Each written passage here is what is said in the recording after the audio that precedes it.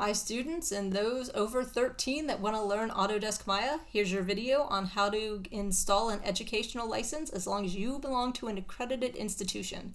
Just to let you know, Maya is a 3D program. It does modeling, animation, rigging, rendering, and you've seen it used in a lot of things such as Disney, a lot of Marvel movies. It's going to be DreamWorks. Around where I am, it's the industry standard. If you're saying, why should you learn this over another 3D program? I would see what your local industry wants if you're looking kind of for employment or internship, and if you're doing it as a hobbyist, really just find out what meets your needs the best.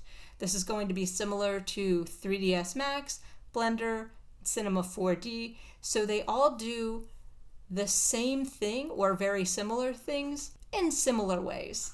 If you're interested on what it does and more, this is all just on their main website, and we'll go back to this in a minute. The first thing you want to do is make sure that your computer meets the system requirements for whichever version of Autodesk Maya you're downloading. This one is 26. It might be a different version by the time you're watching this video. I'll try to keep everything updated, but the pages and the layout have been generally the same for a long time.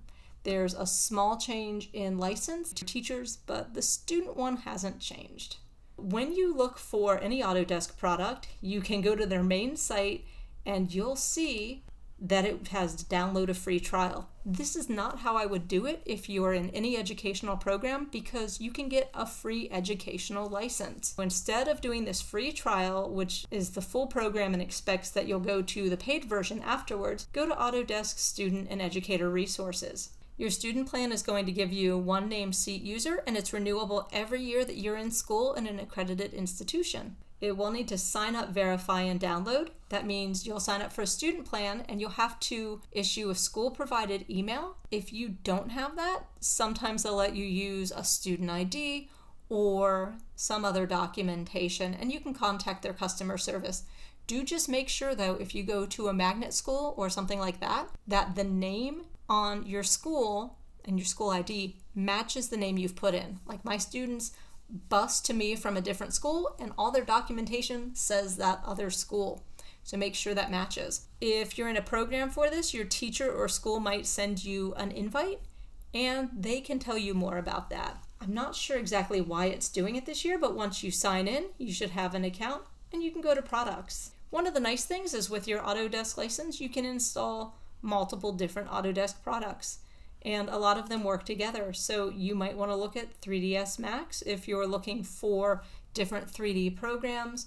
Arnold is going to be your renderer, and you have ones like Mudbox, which are their sculpting program, and sometimes students enroll in multiple classes, and it's not like you use your Autodesk account once for Maya and then you can't use it if you need Revit. You can definitely use this student account every year to get whatever programs you need for your classes. Just so you know, while you're downloading it, it'll ask you possibly if you want to download Arnold. That's its rendering system. This is what puts together all of those images, the shapes, the lighting, the materials, and then calculates how they would all go together to make a more realistic scene. When you're in program, it's going to look a little fuzzier or a little more low res because it wants to work in real time.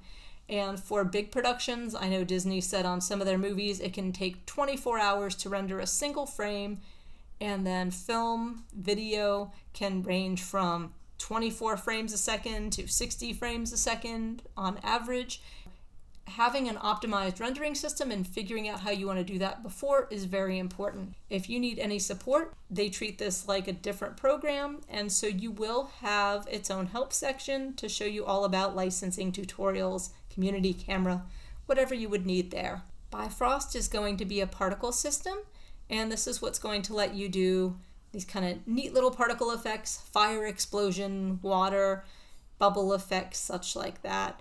So you can look at this as well. If you're limited for space, I'd probably install Maya first, then Arnold, and then put in Bifrost if you have room or if you have the resources. If you're on the fence and you have the room, I would install them though, because it's a little easier to install initially than go back and get everything connected sometimes. Once again, Bifrost works the same as Arnold. It's going to have those help menus, so you can Do a lot of self-learning, or look for that if you're trying something that maybe you didn't cover in class.